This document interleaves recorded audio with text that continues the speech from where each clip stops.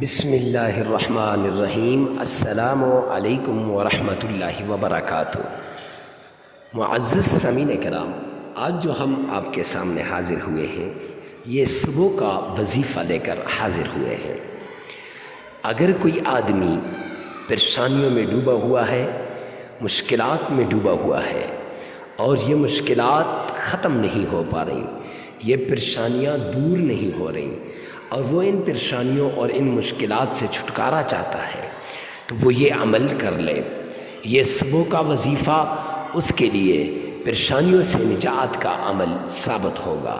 یہ صبح کا وظیفہ اس کی زندگی کو بدلنے والا وظیفہ ہوگا۔ یہ صبح کا وظیفہ تقدیر کو بدلنے والا ہوگا۔ صبح کا وظیفہ نصیب کے بند تالوں کو کھولنے والا ہوگا۔ چونکہ اس مہینے کے اندر جو بھی مہینہ چل رہا ہو، آپ اس کو اس مہینے میں کر سکتے ہیں اور ہر روز کر سکتے ہیں۔ آج تک جس انسان کو بھی یہ عمل دیا گیا، جس آدمی نے بھی یہ وظیفہ کیا، اس کی مشکلات حل ہو گئیں، اس کے مصائب دور ہو گئے، تکلیفیں ختم ہو گئیں۔ اگر آپ بھی چاہتے ہیں کہ آپ کے مصائب حل ہو جائیں، تکلیفیں ختم ہو جائیں، نصیب کے بند تالے کھل جائیں اور آپ کو ساری زندگی ان پریشانیوں سے چھٹکارا مل جائے، تو معزز سامعین کرام آپ یہ عمل کر لیں۔ انشاءاللہ یہ عمل آپ کی تقدیر کو بدل دے گا، آپ کے نصیب کو بدل دے گا اور آپ کی مشکلات کو دور کر دے گا۔ تو آپ نے یہ عمل لازمی کرنا ہے۔ بڑا مجرب، آزمودہ اور نایاب عمل ہے۔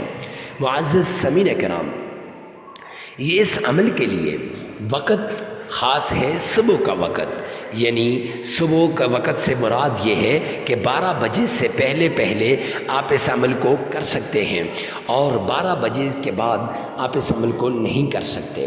تو صبح جب آپ سو کر اٹھیں تو خالی پیٹ ہوں یا کچھ کھایا ہو، صبح کے وقت آپ یہ عمل آپ نے کرنا ہے۔ صبح کے وقت آپ نے سب سے پہلے معزز سامعین کرام صدقہ دینا ہے۔ صدقے سے بلائیں ٹل جاتی ہیں، مصیبتیں دور ہو جاتی ہیں، تکلیفیں ختم ہو جاتی ہیں۔ اور جب انسان صدقہ دیتا ہے تو صدقہ دینے سے اللہ سبحانہ و تعالی راضی ہو جاتے ہیں۔ یاد رکھیں، صدقہ غریب، فقیر، مسکین اور محتاج کو دیجیے گا۔ جب آپ غریب، فقیر، مسکین، محتاج کو دیں گے تو ہر پل وہ اللہ کے سامنے التجا کرتا ہے، رب ذوالجلال میری پریشانیوں کو دور فرما دیں۔ اب جس وقت وہ دعا کرے گا تو ادھر آپ اسے دیں گے تو اس کو خوشی ہوگی اور سیدھا اس کے چہرے پہ ایسی خوشی ہوگی کہ آپ سوچ بھی نہیں سکتے۔ تو وہ خوشی معزز سامعین کرام، وہ اس کے دل سے دعا نکلے گی اور جو ہی وہ دعا دے گا سیدھا اللہ کے عرش پہ جائے گی اور اللہ رب العزت اس دعا کو فوراً قبول فرمائیں گے۔ تو اس لیے آپ نے سب سے پہلے صدقہ دینا ہے اور صدقہ دینے کے بعد آپ نے آمنہ کے لال عبداللہ کے در یتیم جناب نبی کریم صلی اللہ علیہ وآلہ وسلم کی شان میں درود پاک پڑھنا ہے۔ تو یہ درود پاک آپ نے 3 مرتبہ پڑھنا ہے۔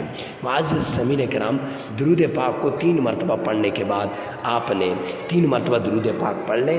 پھر کوئی سا بھی درود پاک ہو جو نماز میں پڑھتے ہیں وہ ہو، یا پھر صلی اللہ علیہ وآلہ وسلم یہ ہو، یا اور کوئی ہو، جو بھی درود پاک ہو تو آپ نے درود پاک پڑھنا ہے۔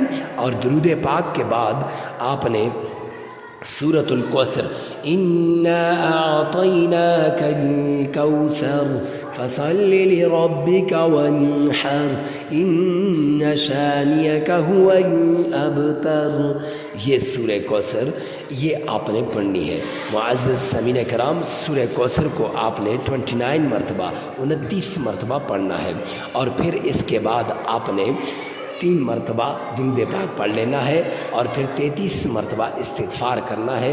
عمل مکمل ہو جائے گا اور اس عمل کو آپ نے لگاتار کرنا ہے اور 7 دن کریں تب یہ بہتر ہے، نہیں تو اگر لگاتار کرتے رہیں، چھوٹا سا یہ عمل ہے، زندگی کو بدل دے گا، مقدر کو بدل دے گا، نصیب کے بند تالوں کو یہ عمل انشاءاللہ اللہ کے غیبی خزانوں سے کھلوا دے گا اور اللہ کے غیبی خزانے کھل جائیں گے۔